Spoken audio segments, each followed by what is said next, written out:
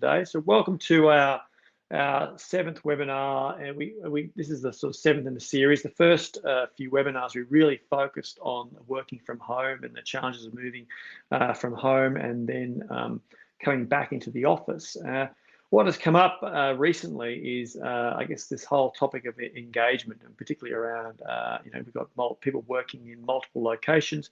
How do we ensure that we're able to maintain an engaged workforce? So we thought it would be topical to talk about this in a webinar.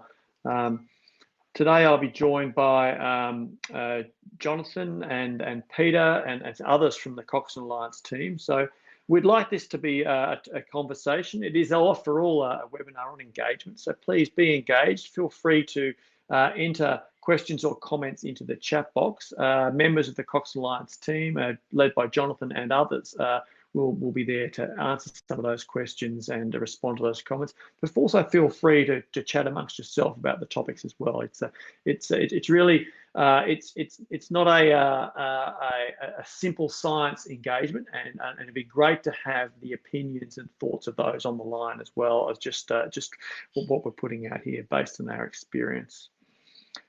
Today, I'm going to talk about, firstly, about, I guess, what the engagement levels are of an Australian workforce, some of the benefits of having an engaged workforce, what you need to know about employee engagement. It's quite interesting. I think in order to be able to influence engagement, you really need to understand what the drivers are, particularly in the workplace for engagement. So understanding those really does set you up for being able to what you do moving forward to improve the engagement you have with your people in your team.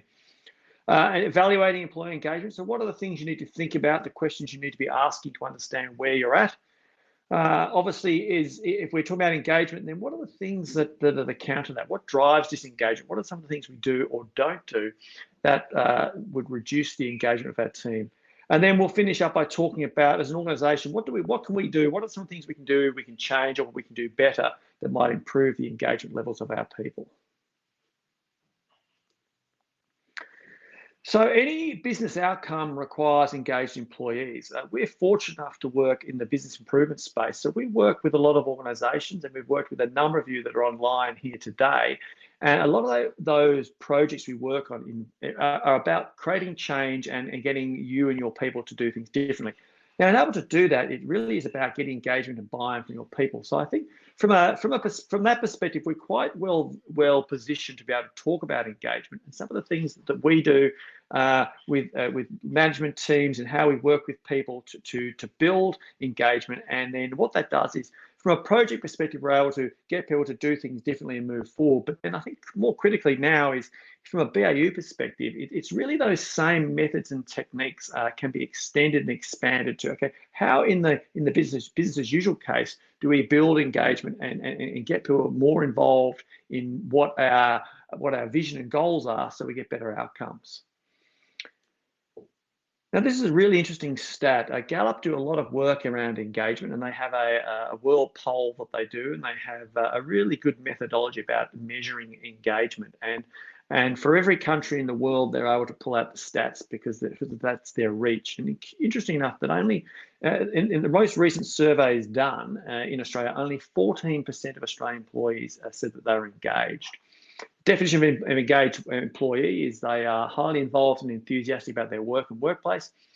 They're the psychological owners. They drive performance and innovation, and they help move an organisation forward. The biggest group is the people that are not engaged, and these are the people that and looks, it's a big cohort, essentially unattached from your work and the business. Essentially, we just turn up and we don't put any energy, passion into our work. And the reason they're not engaged is because their engagement needs aren't being met. I'm going to talk a lot about what the needs are in terms of our employees' well-being moving forward.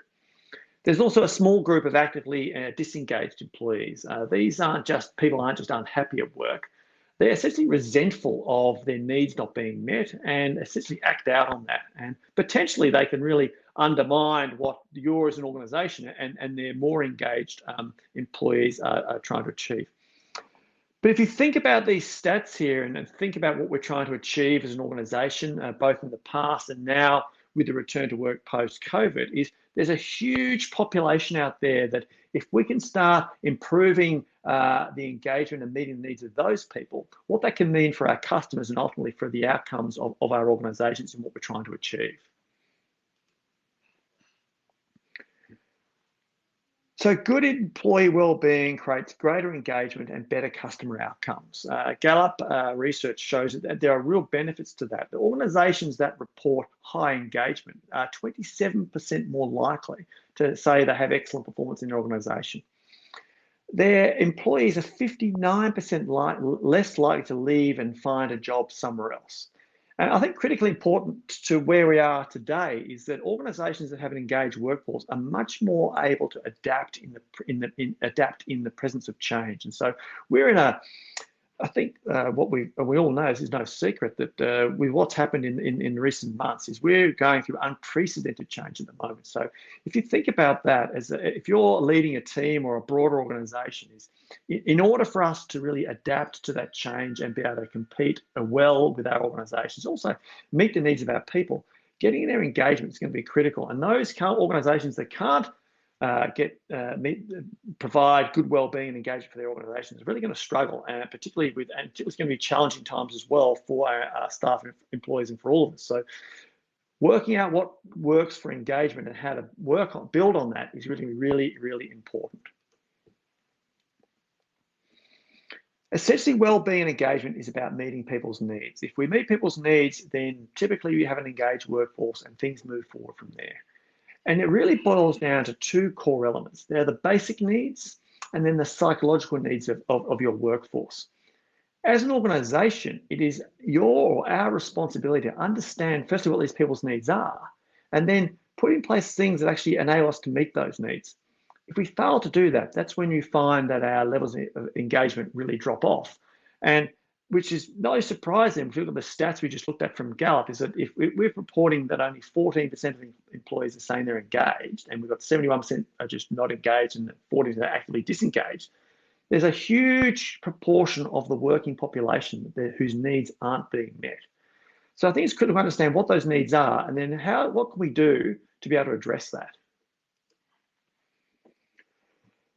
Those that have been on our previous webinars will know, and we use this Maslow's hierarchy when we're talking about the transition from going from the workplace to working from home. And a critical part of making working from home a success was understanding people's needs. In the same way, understanding people's needs is really critically important to building engagement. And in fact, the transition from home to work was a change. And if you're better able to understand and meet our people's needs, that change will be more successful. The Gallup data says that engaged employees are more adaptable to change. So it makes sense that these things still apply when we're thinking about broader engagement in the workforce, not just in a crisis situation. So I guess what do your people need at each of these levels in order for them to thrive? So what do they need at the basic level? What do they need from a psychological standpoint? And what do they need in terms of self-fulfillment? That's what we're going to talk about for the rest of this webinar. So the basic needs is the starting point. And a lot of organizations spend a lot of time and effort, and rightly so, on focusing on getting the basics right. The basics right is the starting point. It builds a foundation for the other parts of the hierarchy. If you get these wrong, it can really undermine all the good work you do in terms of everything else. So this is the basic stuff. And if we think about our careers and how we've evolved in our own lives and working, if the equipment and systems are right, health and safety is good, we've got good policies and procedures, facilities are good, but real role clarity, we understand what's expected of us and what a good day looks like, the environment's comfortable, and we're being fairly paid for what we do. But as an individual, they're the turn-up stakes, really, as I like to think in terms of working. From a manager's perspective, employees expect sort of basic stuff from their leaders and managers. They expect their managers to ensure that I have what I need to do my job. So if I put my hand up and say that I've got a problem here, I've got a problem with this, they expect that someone within the organization is going to have a mechanism in place to help them with that. Also, induction is really, really important. When we start a new job with a new organization or even a new role within an organization, it's how someone tells us about the basic needs. I think this is the stuff you need to know to do your job. How well we are inducted really does lay a foundation for, okay, is the foundation there? Are the basics right? Is this going to be a successful engagement? Managers need to be visible and present. Particularly today, particularly with remote working and people working in multiple locations, being visible, being present in the day-to-day activities of people on a regular basis is really, really important.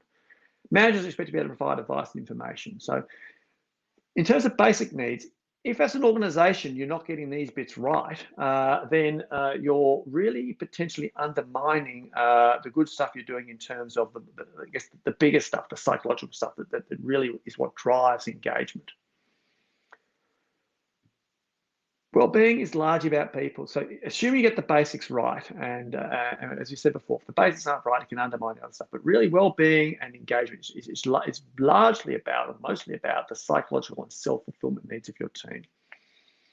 Belongingness, being part of the team and an organization's purpose is really important. As you'll see, as we get into a bit more detail in a moment, you'll sort of understand what the aspects of that are and some of the things you need to think about as leaders and managers to ensure that that belongingness and team spirit is just there. And it's more than just having a once a year gathering somewhere, a team building event.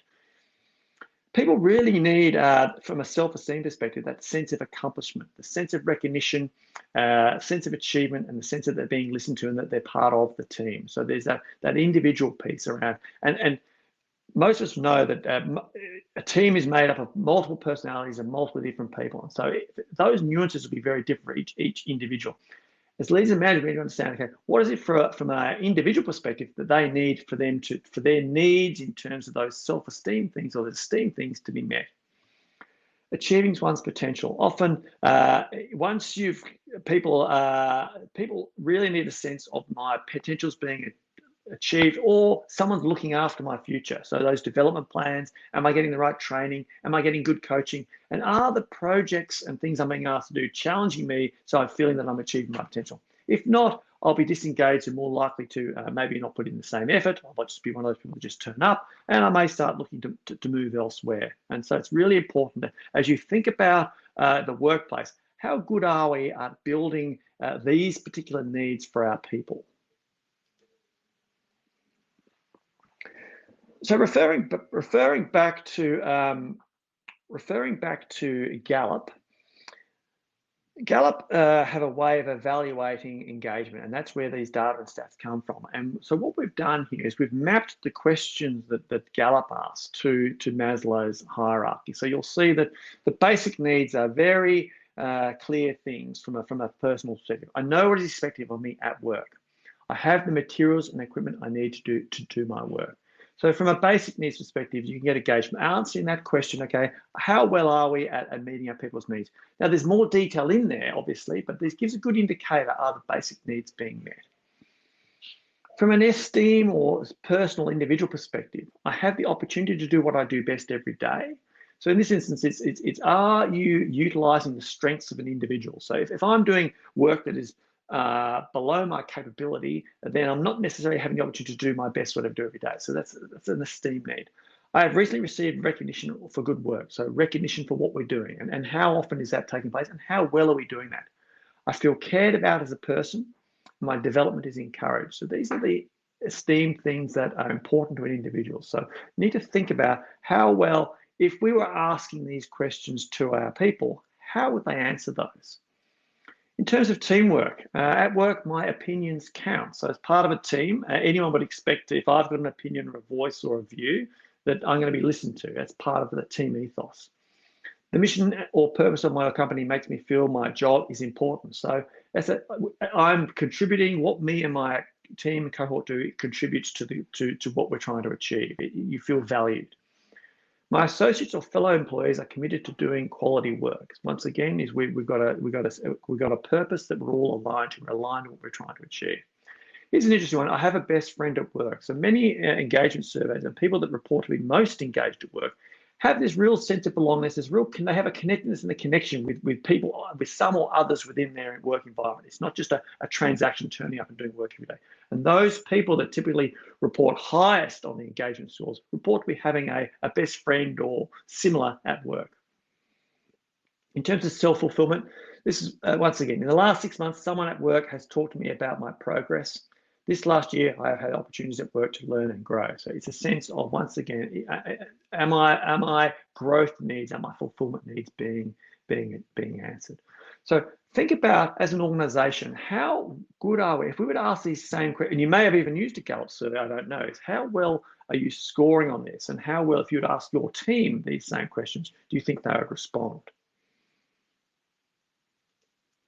So what I'd like to do is I'm going to put a survey up in a moment. I'm going to ask you those same questions. So look at the questions in each of these quadrants and then think about A, basic needs. Would we score ourselves a 1, not at all, 2, in parts, 3, we're okay, but could be better, 4, we're pretty good, or 5, we consider ourselves world class. So think about those, how you'd rate yourself on those. Now I'll pop the survey up on the screen, and if you could enter those scores in, that would be fantastic. So the survey should now, so roll down each of these ones. Just enter a 1, 2, 3, or 5. Each of the 4 questions would be really good, and get a sense of how you'd rate yourselves, or how you think your people would rate you.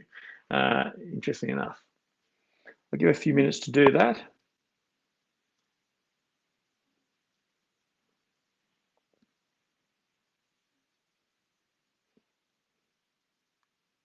Okay, I got a question from David. Greg, how do you reconcile? Neither in conflict, especially in the current climate.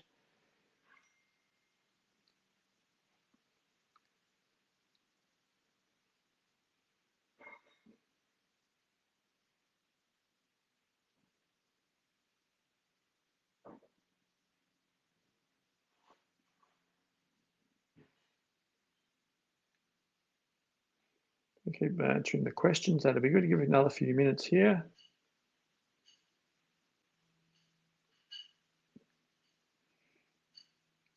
So whilst we're answering, there's a good question from David around where needs are in conflict, particularly in the current situation. For instance, basically security is not being in the office, but belongingness and psychology needs around physically being around others. I think, David, that's a challenge that we have, and so we need to think, I guess, creatively about how do we sort of recreate some of those sense of belongingness in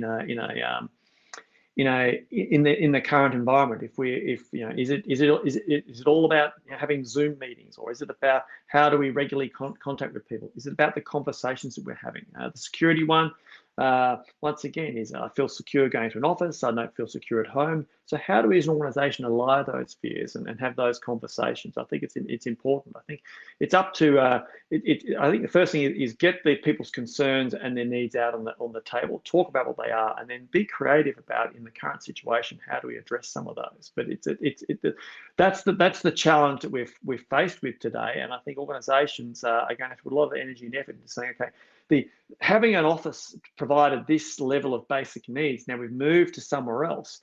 We need to think creatively about what ways are there in terms of technology, but also in management and work practices. How can we do things differently? And as a manager or group of managers, what skills and capabilities do I need to be able to have better conversations, interactions with my people to help them to meet their needs, particularly in terms of meeting those personal expectations and also those team needs. So I'll just put these. I think it looks like we've got the answers in. So I'll end the voting, and I think the results are up on the screen. So what we're saying is that in terms of basic needs, most people say they're pretty good, and that's to be expected. I think a lot of energy and effort is put into getting the basic needs right, and a lot of organisations do that. And as you said, if you don't get the basics right, it makes everything else a lot harder. But you'll find out in a minute when we do some. When we show you some more survey data, is that there are a lot of people that maybe think that the basics aren't as good as they could be. Individual needs, there's a mix here where we've got some okay but could be better, we're pretty good, and we've got some people that are very good at meeting individual needs, which is good. So it suggests that so once again, this lines up with the survey data. Yes, we're doing things pretty well. We're maybe doing it well for others and not for some. Teamwork needs, a similar answer there. And interestingly, no one's world class, but everyone thinks most people think we're pretty good, and some we have a couple here that feel challenged in that. So to start to get you thinking about that, I think it's really useful to sort of ask these questions to yourselves and to your team and to your broader organisation, and start saying, okay, where do we need to focus a bit more in terms of meeting people's needs? Self-fulfillment, once again, similar profile there, sort of in the sort of middle area there, pretty good, but there's opportunity there to improve. I think the curious thing about here is that we need to also remember that individuals, what might be good for one person might be bad for someone else and vice versa. So we need to think about also as a leader and a manager, how do we tailor the way we do these things to meet the specific needs of different people within our organization? What might work for this cohort might not work for this cohort. So how do we do things a little differently? But it starts to create a much better conversation and thought process around meeting people's needs and how do we best do that, and what's that? Because if we're able to meet our people's needs better, then we get better engagement and that leads to better customer outcomes. So that's good. Thank you all for answering those questions. That's most useful. We'll just drop back to the presentation.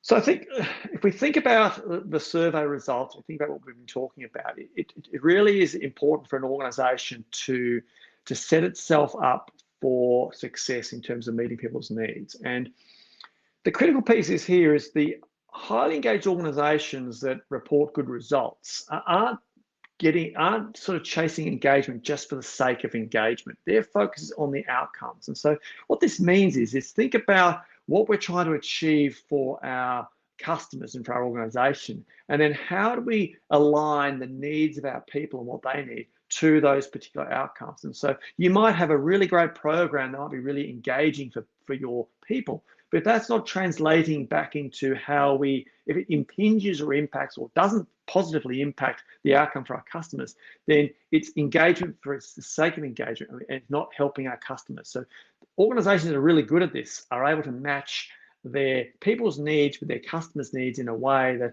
by building better engagement, we get good customer outcomes as well. Really interesting point here is 70% of the variation in engagement among work groups can be attributed to the manager, and that also comes from Gallup data. What this suggests is that, and I think we see this in many organizations, is when you do an engagement survey, particularly in a large organization, there'll be pockets of engagement and disengagement and everything in between. And it's usually not necessarily because the policies, procedures, and the way the organization operates is any different. It's the nuances of the particular managers themselves. And it's about management capability and behaviors and skills. So do we have the right management practices in place? But more importantly, yes, we might have those things in place. We might have a really good operating rhythm. We might have a really good operating structure. But do we have the enabling behaviors that go with that? Are we too focused on technical managers and we haven't got enough people managers, that really people that understand their people? Because the data also shows that those managers that are, I guess, have that really sort of people centricity, that understand their people's needs and are more act as coaches, having really candid, open conversations with their employees and really understand their strengths and utilize their employees to their strengths, tend to get those better scores when it comes to the engagement survey. So if you think about the various, so you think back now, leadership comes from the top. It's about outcomes. It's then having the capability and skill and the practices and behaviors in place that enable us to understand our people's needs, but then have really talented people in the front line that are able to translate that to the individuals that work for them and work for the organization, and they're able to build that teamwork and individual self-esteem. So it's an interesting one. If you've got if you're a senior manager or an executive manager and you have a variation in your scores of your management team, think about what are the development plans we have in place for our managers in how they work with their people. How is someone a very technical manager and therefore they need a higher level of these skills in terms of managing their teams? So thinking about the scores you've just done and thinking about the Gallup questions here, a deeper look into the data and other surveys show that 75% of employees report that there's a lack of transparency in management. And that's a basic need, okay? So knowing what's expected of your work, knowing what we're doing and trying to achieve, expecting some level of transparency and expectation. So 75% say there's a lack of transparency. 86% of employees say there's report a lack of recognition for what they do. 76% of employees don't have connectedness with their peers. And 79% cite that they have very poor performance reviews. Now, if you think about those four main drivers of disengagement, they do quite neatly fit into the quadrants of the Gallup survey. These numbers also line up very nicely with the numbers of people that report to be not engaged in their organisation. So if you think about the scores we gave ourselves in terms of how good we are at doing this, then when we think about the broader scores that are out there in the marketplace, whilst we are probably doing a lot of good stuff, it may not always be hitting the mark with our people. They see things as they're not transparent. They haven't got the connectedness. Maybe we're not doing recognition in the right way, or maybe we're not talking about it often or frequently enough. And maybe our performance review process, and I've been working in many organizations where the annual reviews are quite they're dysfunctional in many aspects, and I think there's a lot of organisations that are moving away from that. So I think that's a really important to think about. How would we score in this, and do our people think the same way that we do as managers and leaders? So we distill it all back as it really comes down to, think about this, 70% of disengagement or lack of engagement comes down is attributed to managers. So leaders and managers are responsible, we can't deny that, for meeting our people's needs. And those needs are getting the basic needs right, and we all reported that we're probably doing that quite well. I think most organisations do a lot of effort, basic needs are essentially they are turn-up stakes, but they are the easier thing. It's about it's much more task-oriented. We can get that stuff done. We can get that stuff in place. It's getting the psychological needs and self-fulfillment needs right. And if you think about it, people are very different, and so having really good people in the front line in management doing this is important. So how do we create the work environment that sets us up for success in terms of getting the psychological and self-fulfillment needs right? So the environment you need to create it's really done through your management practices and your management behaviours. And thinking about the right environment is when your employees know what's expected of them.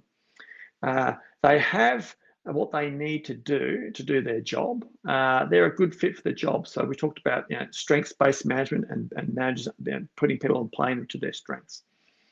They feel part of a team. Their voice is heard, and we get recognition. And importantly, that their manager is an ally and has their back. They're concerned about them. They feel cared for. Our managers looking out for us, looking out for our development. Our managers have development plans in place, and they're talking to us regularly about our performance and those things.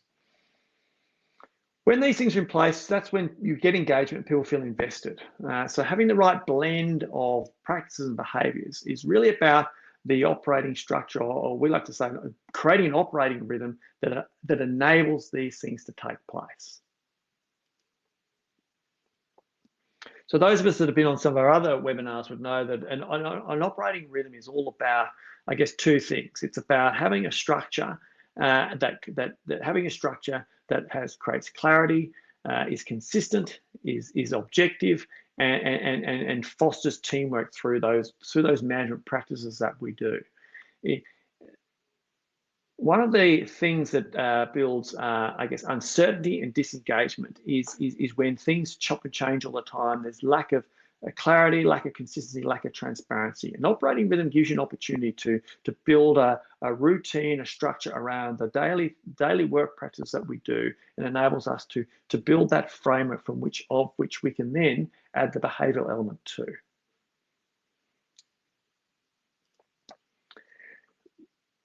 It's really important to not have just a structure, but also I spoke before. If you're a technical-based leader, you may have a high technical skills in that, but really important about employee engagement is being able to have a set of management practices supported by really good leadership and management behaviours that enable you to coach your team, and then that helps you build that wellbeing and engagement. It has better conversations. It enables you to give frequent and regular feedback. It enables you to listen to what your people are saying. It enables you to bring your people together and help them collaborate.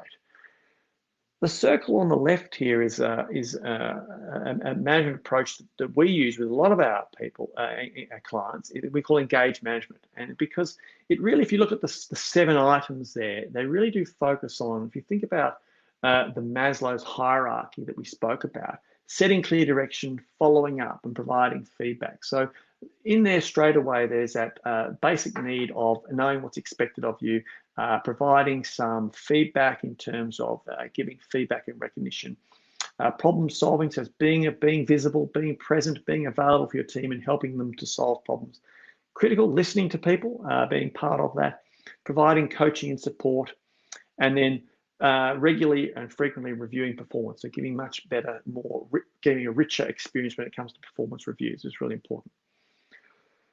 So critical to, and I think for a lot of technical-based managers, I think that the transition for understanding, yes, I'm technically very good at what I do. I might be really good at sales. I might be really good at underwriting. I might be really good at accounting or whatever it is.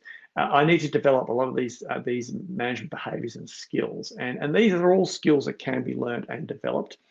The trick then is I have my operating rhythm in place. I have my management practice in place, but knowing how I'm going to use particular leadership behavior and in the right way at the right time. So it's knowing your people, understanding what their needs are, and knowing who needs what and when, I think is critical to a piece of engagement. So building those relationships with your staff and getting that connectedness through having a regular rhythm.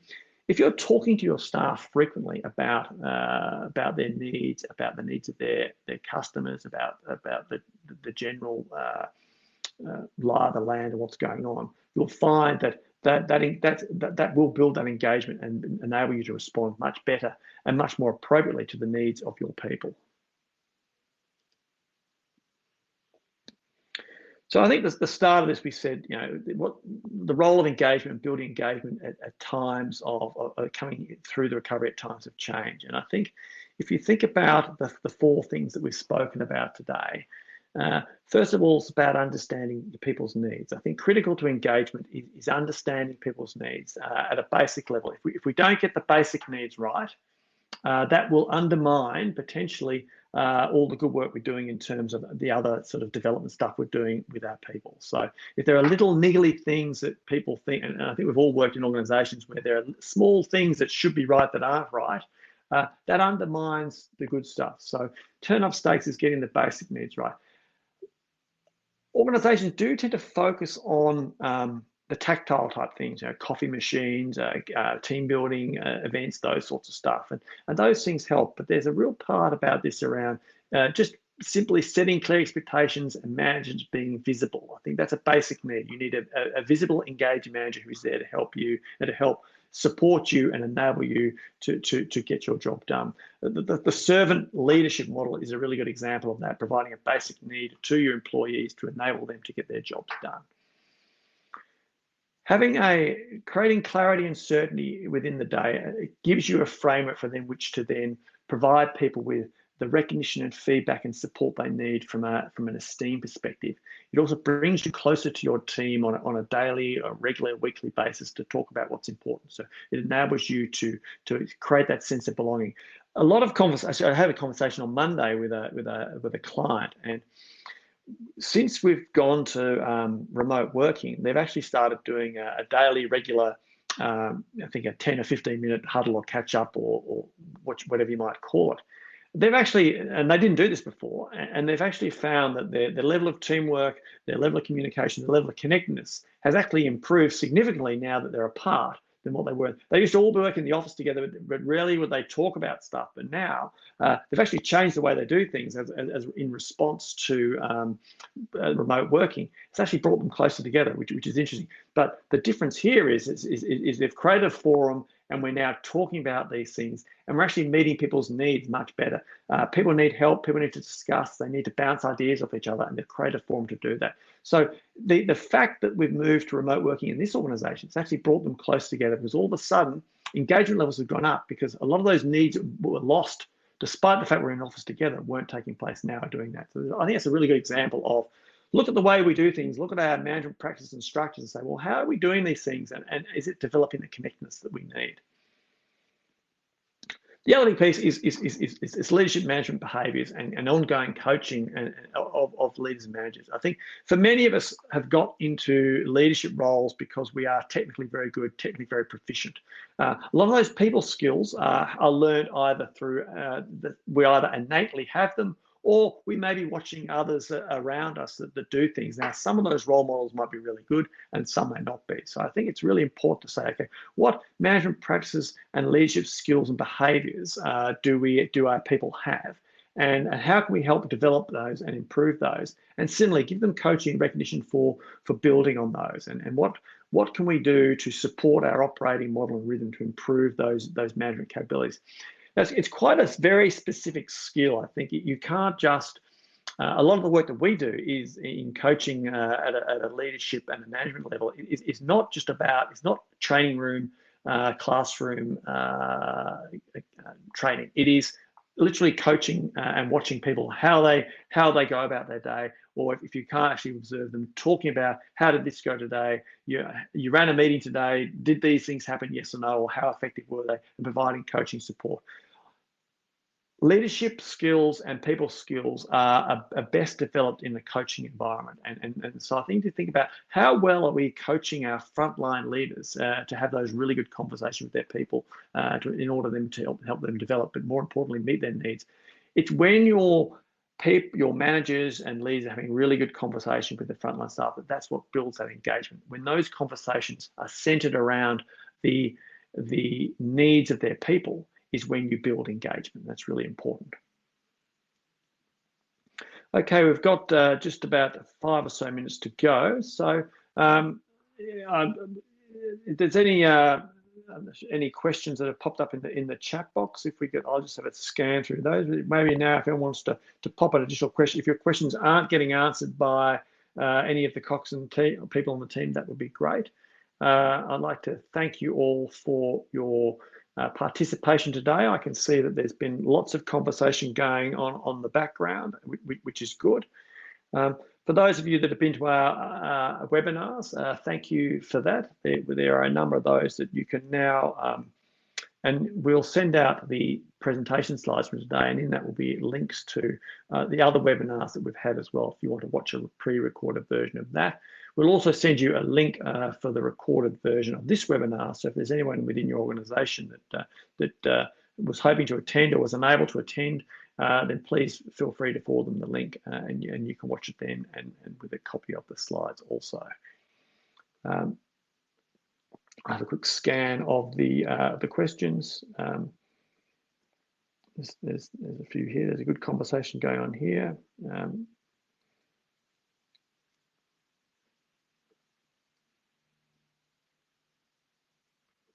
Okay, well, if we don't have any further questions coming through, I'll give another few moments. I'd like to thank you all. Thank you very much for your participation. If on the way out you could, there's a survey form I think that pops up. If you could just put I think there's a score on there. Click that. That'd be fantastic, and also provide any feedback as well. Any suggestions that you might like to add of any other topics that you would like us to talk about in the moving forward, that'd be great. If you could enter that into the chat box. Also, if there's anything you'd like to talk further with, feel free to reach out. We have an email address, remoteworking@coxonalliance.com, where you can send an email to and we'll get back to you as quickly as possible. Alternatively, if you already know someone in the Coxon Alliance team, then reach out to them and have a conversation. As I said, this is something that we're involved in day to day and helping develop and build engagement in a lot of the projects that we do. So we're quite well versed in helping organisations and teams improve the engagement of their teams. So thank you all for your attendance.